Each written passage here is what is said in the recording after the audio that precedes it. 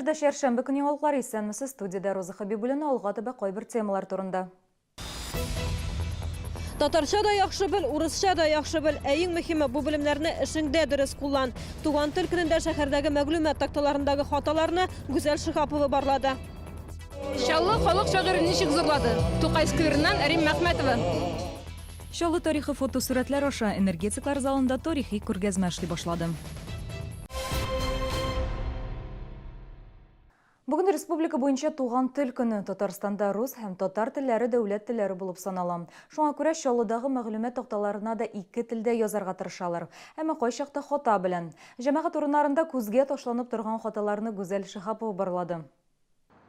Әллә хата, әллә игътибарсызлык. Чулман проспектында узган елда гына капиталь төзекләндерү узда. Мәгълүмат такталарын да алмаштырдылар. Әмма хаталар белән. Мисал өчен Хәсән Туфан проспектын күрсәткәндә рус телендә кушымча ялгамаганнар. Туфанның исеме Хәсән икәнен белсәләр дә, Вахитовның исемен белмиләр. Вахитов.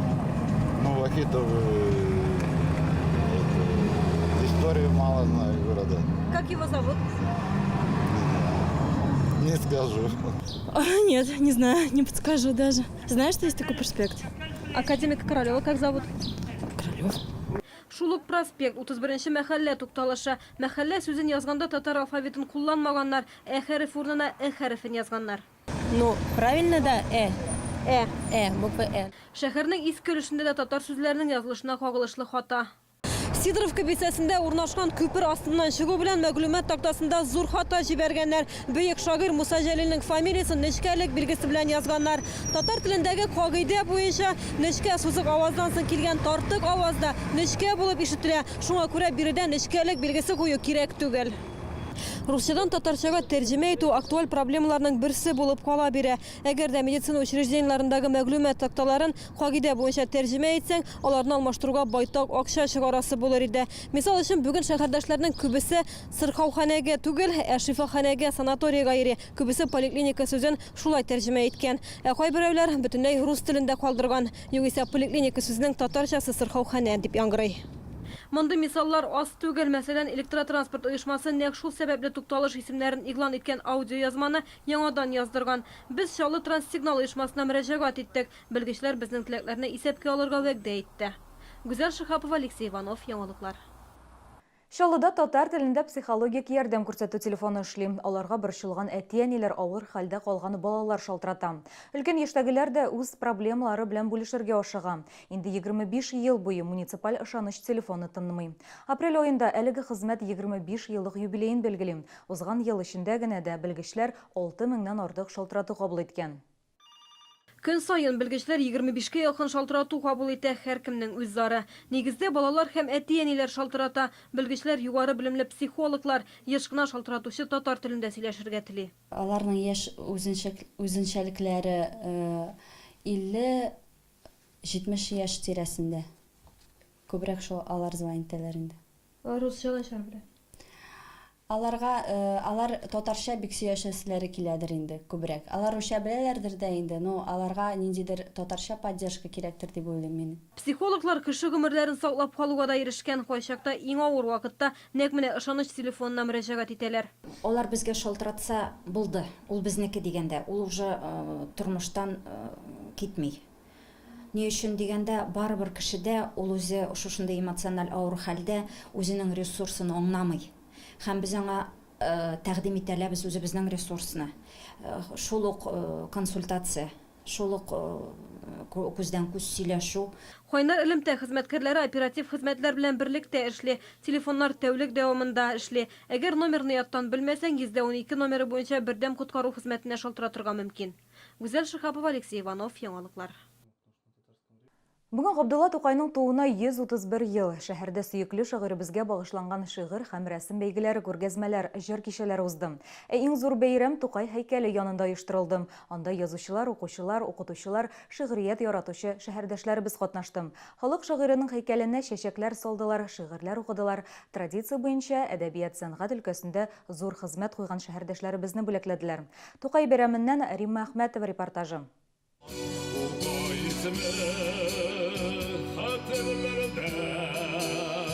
Апрель Тукай айы. Ул шушы айда туган, шушы айда дөньядан киткән. Әнә аның бәйрәменә бүген ничек ялтырап кояш чыкты. Халык шагыйрының һәйкәле янында көн узын милли көйләр, шигырьләр яңгырады. Üç pışa yana yere hasret içinde uyda min İşmasam ipteşte yük iş dik ikeliz uyda min.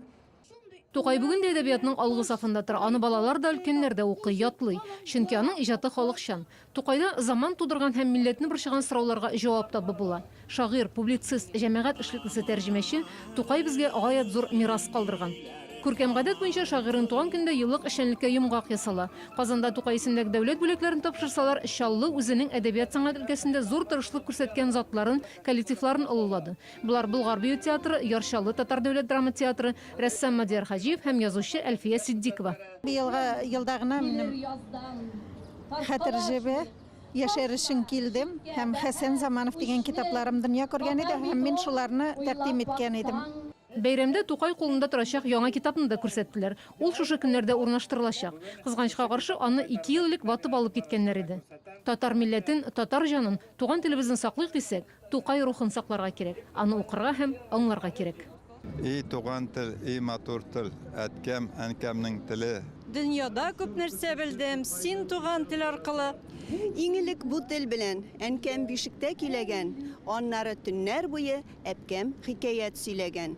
Рим Әхмәтова, Сергей Вильданов, яңалыклар. Габдулла Тукай безнең төбәктә булмаган, әмма аның исеме Чаллыда кадерләп саклана. Гес бистәсендә Тукай яр буе урамы бар. Аңа шагыйрьнең исеме 1972 елның 3 августында бирелгән. Татарстанның иң зур районнарыннан берсе Чаллы районы да бөек шагыйрь исемен йөртә. Кем тәкъдиме белән һәм нинди максатны күздә тотып эшләнгән соң бу?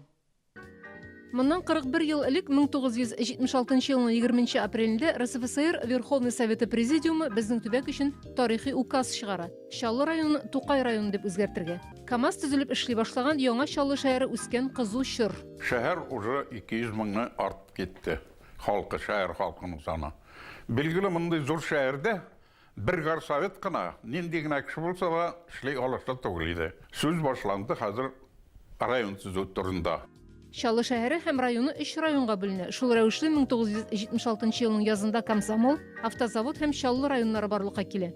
Габдулла Тукайның тугына 90 ел тулу хөрмәтенә республика җәмәгатьчелеге тәкъдиме белән Чаллы районына аның исеме бирелә. Обком секретаре Табиев, ул чагында Фикрат Ахмедҗанович. Ул бик башлык кеше инде, аңлый политикны аңлый.